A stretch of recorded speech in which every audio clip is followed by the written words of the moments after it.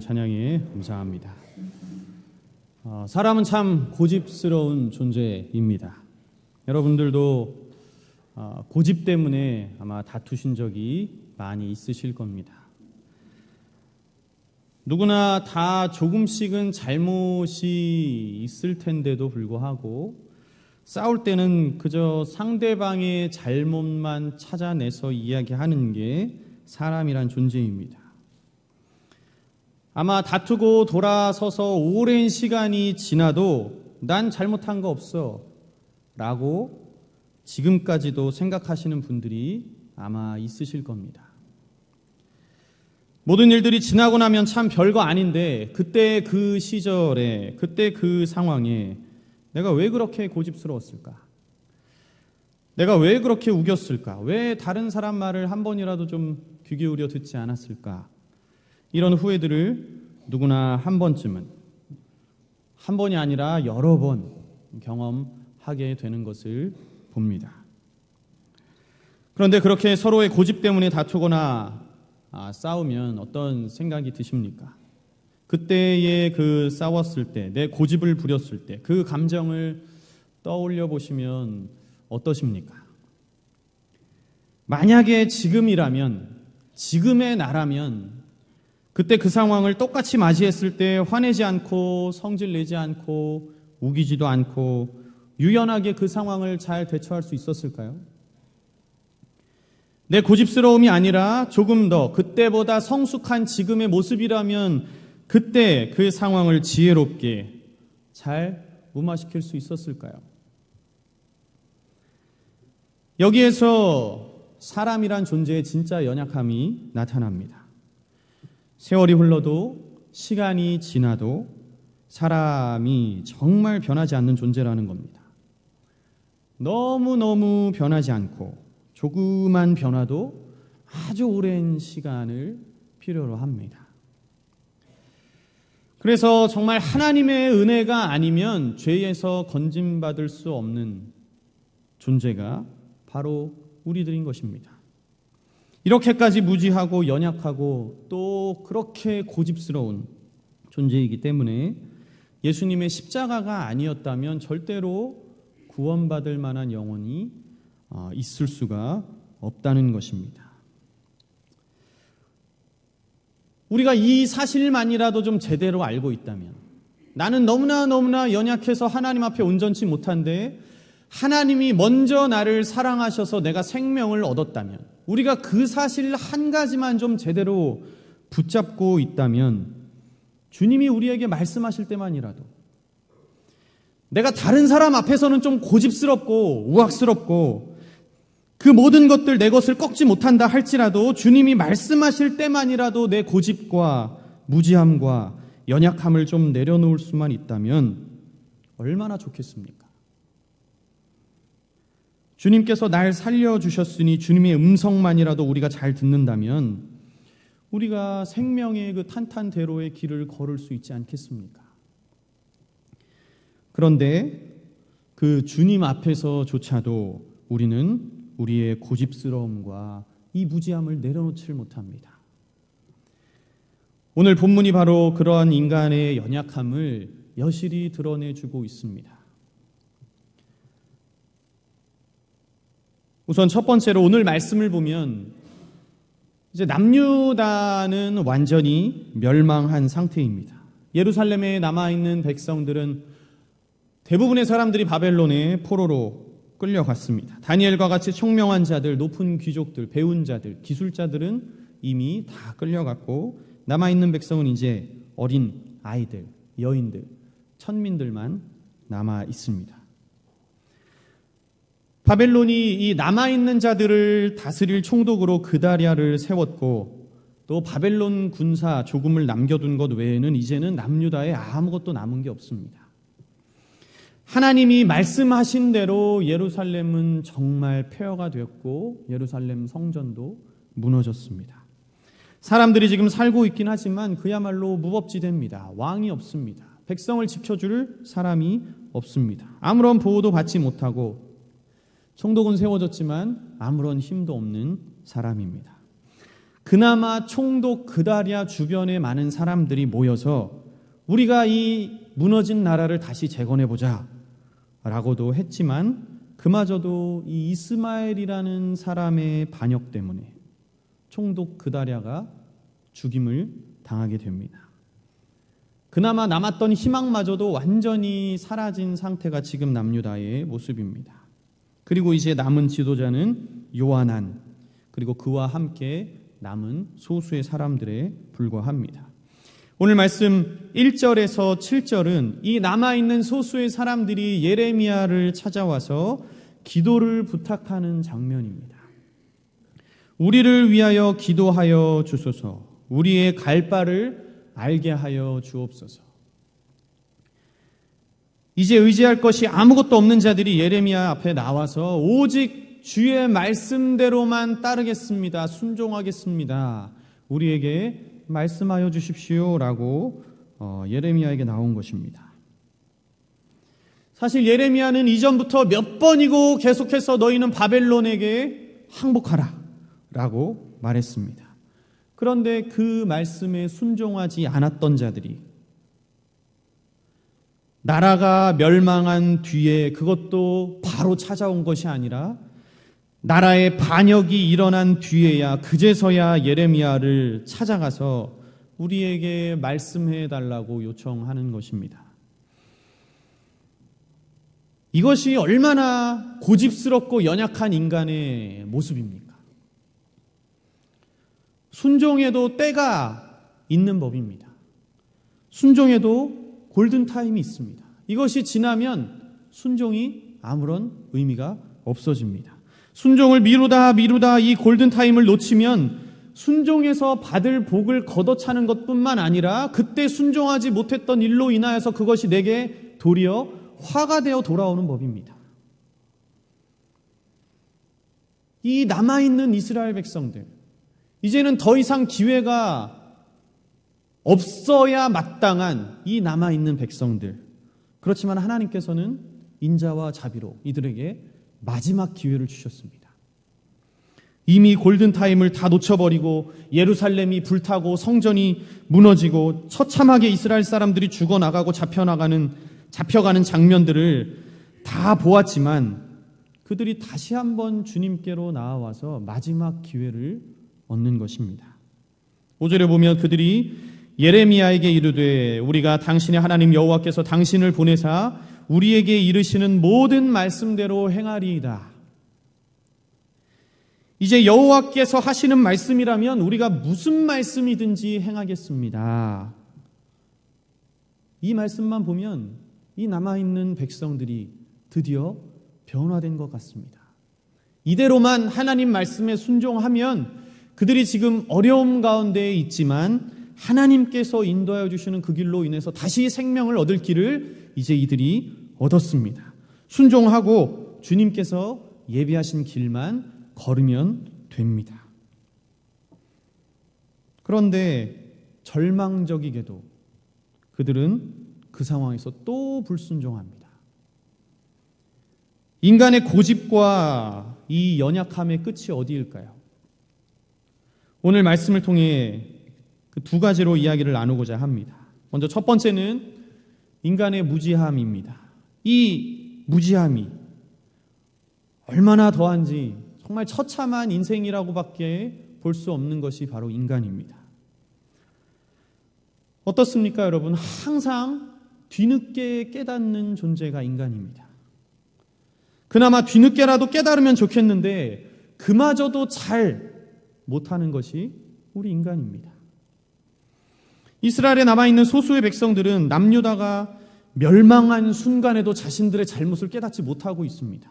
예레미야가 참 예언을 했음에도 불구하고 나라가 멸망한 순간에 그 예레미야의 예언을 기억해내지도, 하나님의 말씀을 기억해내지도 못하는 연약한 존재들입니다. 이들이 언제 하나님을 찾았습니까? 남아있던 자들 가운데 세워졌던 이 그다랴 총독이 반역자들에 의해서 죽자 그제서야 아무것도 의지할 것이 없을 때, 모든 것을 다 잃고 난 뒤에 주님 앞에 나오고 있습니다. 이것이 얼마나 무지한 모습입니까? 있을 때 잘하라는 말이 있습니다. 하나님의 명령이 나의 앞에 있을 때 순종하면 좋은데 꼭 다 잃고 나서야 깨닫는 연약한 종족이 사람이라는 존재라는 겁니다. 완전히 탈탈 털려야만 그제서야 두 손 들고 주님 앞에 나옵니다. 교만하고 고집스럽고 또 스스로 높이고 스스로 만족하고, 도대체 우리 인간이 어려서부터 무슨 교육을 받았길래 나이가 들면 들수록, 시간이 흐를수록 더 눈과 귀가 닫혀져서 더 고집스러워지고 낮아지고 순종하는데 더 어려움을 겪습니다. 이것을 볼 때 인간의 본성이 얼마나 죄악되었는지를 우리는 발견합니다. 가만히 내버려 두면 사람은 죄를 짓게 되어 있습니다. 특별히 하나님 앞에 큰 죄가 무엇입니까? 그것은 하나님에게서 멀어지는 것, 그것이 하나님 앞에 큰 죄입니다. 그리고 멀어지려고 하는 것 중에 하나가 바로 자기 뜻대로 행하는 것.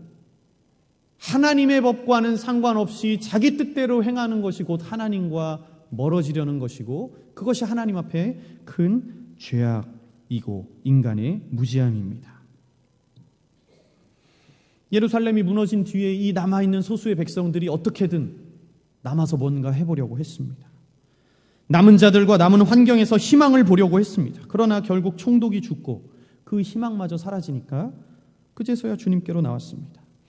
주님의 말씀대로 바벨론에 항복하여서 포로가 되어 끌려간 사람들은 그 바벨론에서 70년 뒤에 안전하게 살다가 해방이라는 소망을 얻을 수 있게 되겠지만, 주의 말씀을 듣지 않고 고집스럽게 남아있던 자들, 그 자들은 그 있는 것마저도 다 잃게 되었고 빈손이 돼서야 그제서야 주님 앞에 다시 나오는 것입니다. 여러분, 우리의 인생이 아무리 날고 기어도, 아무리 모든 일이 잘 풀려도 결국 언젠가는 다시 주님께로 나아갈 수밖에 없는 연약한 존재가 바로 우리의 인생임을 여러분 반드시 기억하시기 바랍니다. 우리가 결국 의지해야 할 곳은 우리 주님밖에 없습니다. 모든 것을 다 잃고 나면 여러분 후회가 얼마나 크십니까? 주님의 말씀이 내 앞에 있을 때 순종하는 것이 가장 복된 길임을 다시 한번 기억하시고, 자꾸 뒤늦게서야 깨닫는 그 연약함, 뒤늦게도 깨닫지 못하는 그 연약함, 그 무지함에서 벗어나서 순종하는 참된 지혜로 살아가시는 저와 여러분 되시기를 간절히 부탁드립니다. 두 번째로, 인간이 무지하긴 무지한 존재인데 그 무지함이 우리의 생각보다 훨씬 심각하다는 사실입니다. 오늘 두 번째로 그것을 나누고 싶습니다. 예레미야는 그 남아있는 백성들의 부탁대로 하나님 앞에 기도했고 열흘 만에 하나님의 응답하심을 받았습니다. 여호와의 응답은 우리 17절 말씀에서처럼 무릇 애굽으로 들어가서 거기에 머물러 살기로 고집하는 모든 사람은 이와 같이 되리니 곧 칼과 기근과 전염병에 죽을 것인즉 내가 그들에게 내리는 재난을 벗어나서 남을 자 없으리라. 너희는 절대로 애굽으로 가지 말아라. 이 땅에 남아라. 너희가 두려워하는 바벨론 군사들도 내가 너희를 불쌍히 여기는 것처럼 너희를 불쌍히 여길 것이다. 너희를 절대 해하지 않을 것이다. 하나님 앞에 기도를 부탁해서 기도했는데 애굽으로 도망가지 말고 이스라엘에 그대로 남아있으라는 말씀을 받습니다. 그런데 왜 하나님께서는 애굽에 가지 말라는 말씀을 콕 집어서 하셨을까요? 예레미야에게 기도를 부탁하러 나온 자들에게 한 가지 심각한 문제가 생겼습니다. 계속 말씀드렸듯이 이 그다랴 총독이 반란에 의해서 죽임을 당했습니다. 그런데 이 그다랴 총독이 누가 세운 사람입니까? 바벨론이 직접 세운 총독이었습니다. 그리고 그와 함께 바벨론의 소수의 군사들을 함께 남겼습니다. 그런데 반역자 이스마엘이 그다랴도 죽이고 그 바벨론 군사들까지도 다 죽인 것입니다. 그러니 남아있는 백성들 입장에서는 지금 무엇이 두렵겠습니까? 하나님이 두려운 것이 아니라 바벨론이 다시 쳐들어올 것이 걱정돼서 그 두려움 때문에 예레미야에게 나간 것입니다. 그래서 기도를 부탁하면서도 말씀대로 우리가 행하겠습니다 라고 고백하면서도 이들의 마음의 중심에는 무엇이 있었냐면 하나님의 말씀대로 살려고 하는 의지가 아니라 저 애굽으로 도망했으면 좋겠다. 이제는 하나님의 말씀대로 행하겠습니다. 내가 가진 것 아무것도 없고 의지할 것이 아무것도 없습니다. 주님, 나를 인도해 주십시오 라고 기도를 하고 있는 그 순간에도 마음의 중심에는 내가 애굽으로 도망했으면 좋겠습니다. 주님, 애굽으로 좀 도망하게 해주세요. 그 마음을 가지고 지금 주님 앞에 나온 것입니다. 그런데 예레미야에게서 돌려받은 말씀은 무엇이었냐면 너네는 도망가지 말고 위험해 보이는 이 땅에 남아있으라. 하나님은 벌써 다 알고 계셨습니다. 그래서 그들이 나왔을 때 하나님께서 말씀하시기를 애굽으로 들어가기를 고집하는 사람은 망하게 될 것이다 라고 말씀하셨던 겁니다. 그들의 마음 가운데 애굽으로 가고자 하는 마음이 이미 있었음을 주님은 다 아신 것입니다. 인간의 무지함과 그 연약함, 세상의 방법을 여전히 의지하려고 하는 그 연약함을 하나님은 다 알고 계신 것입니다. 요한복음에 예수님을 향하여 말하길 이는 그가 친히 사람의 속에 있는 것을 아셨음이니라. 그 속사람 속마음까지도 주님은 다 헤아리고 계십니다. 모든 것을 아시는 주님 앞에 우리가 무엇을 감추고 무엇을 내 마음대로 할 수 있겠습니까?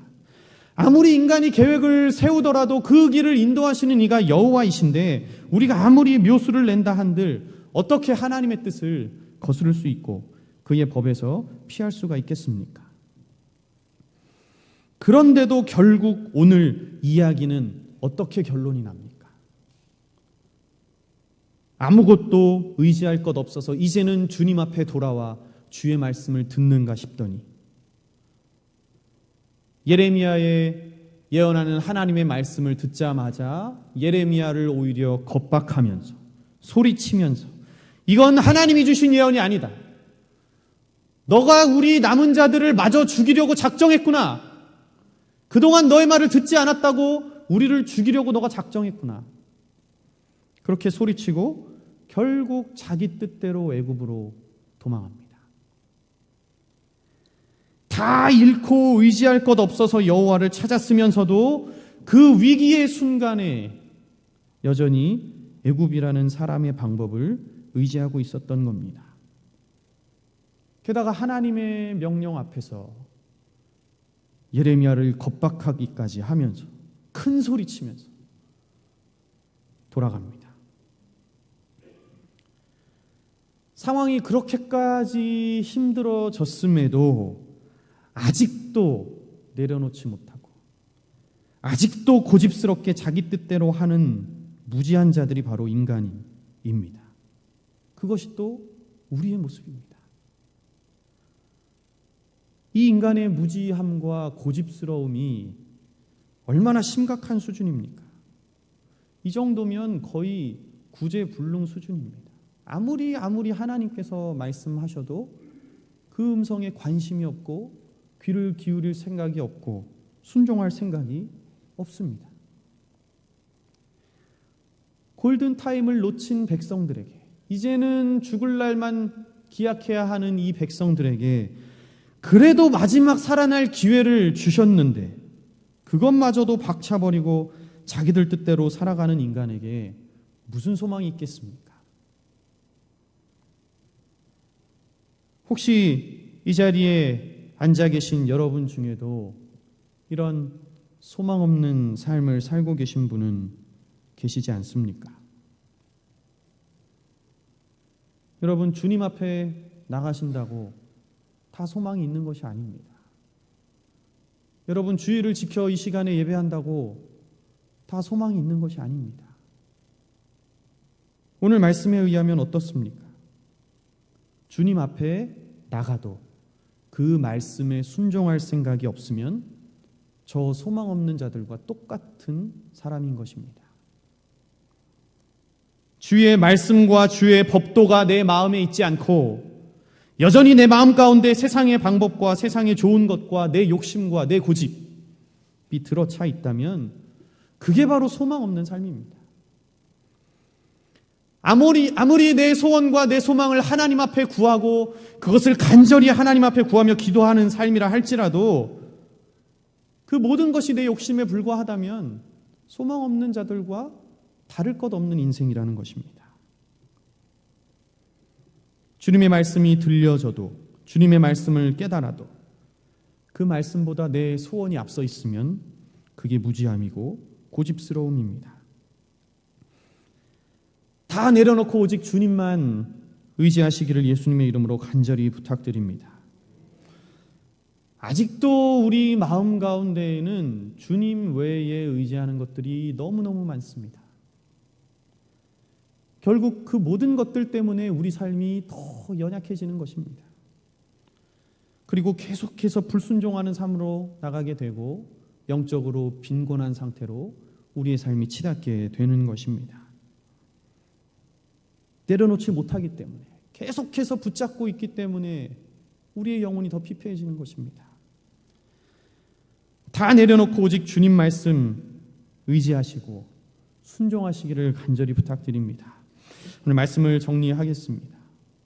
오늘 말씀 본문의 6절과 이 17절 말씀을 연결지어서 읽으면 인간의 연약함이, 특히 우리 그리스도인들의 연약함이 그대로 나타납니다. 6절에서처럼 모든 것을 다 잃고 나면 하나님을 찾으면서도 17절에서처럼 그런 와중에도 고집스럽게 자기 뜻대로 하는 것이 바로 인간의 모습이라는 겁니다. 주님을 찾으면 뭐합니까? 순종할 생각이 없는데 여전히 내가 원하는 세상의 방법대로 모든 일이 풀리기를 바라는데, 우리는 주님의 뜻을 찾는다고 말하지만 결국 내가 원하는 것을 주님 앞에 찾고 있습니다. 그리고 내 고집대로 합니다. 신앙생활도 내가 좋아야 좋은 거고 내가 안 좋으면 신앙생활이 안 좋은 겁니다. 그러나 믿음은 내가 원하는 그 소원을 간절히 구해서 그리고 그것을 구한 것이 이루어지는 것이 훌륭한 믿음이 아니라는 것입니다. 참 믿음은 내게 주신 인생과 내가 가진 모든 것이 다 주님이 주신 것이고 주님의 것이고 또 내가 인생을 살아가는 이유는 나의 형통함과 복을 위함이 아니라 주님의 뜻이 이루어지기 위하여 내가 살기도 하고 죽기도 한다 라는 것을 인정하는 것이 참 믿음입니다.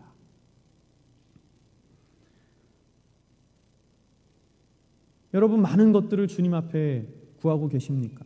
그 모든 것들 다 받으시기를 간절히 축복합니다. 그러나 거기에 여러분들의 믿음의 종착지가 있는 것이 아닙니다. 이 땅에서 살아가는 모든 일이 잘 된다고 어찌 그것이 참 믿음이라고 고백할 수 있겠습니까? 순종함으로 하나님의 나라를 온전히 이루어가시는 여러분 되시기를 간절히 부탁드립니다. 오늘도 내려놓기를 위해서 기도하시고 내일도 내려놓기를 위해서 기도하시고 하나님 말씀 앞에 순종하는 것이 여러분 포기인 것 같고 헌신인 것 같고 그것이 좁은 길이고 가시밭길인 것 같습니까? 절대 아닙니다. 우리 뜻대로 살아가는 것이 가시밭길입니다. 주께 순종하는 것이 가장 복된 길인 줄로 믿습니다. 그것을 믿고 말씀 앞에서 더 이상 고집 부리지 마시기 바랍니다. 더 이상 아는 체 하지 마시기 바랍니다. 더 이상 세상의 방법 마음에 두지 마시기 바랍니다. 주님의 말씀만 간절히 구하시고 그 말씀이 내려진 즉시 순종하면 우리 삶에 놀라운 일들이 일어나게 될 줄로 믿습니다. 순종함으로 복받는 여러분 귀한 인생 되시기를 예수님의 이름으로 간절히 축복합니다. 기도하겠습니다.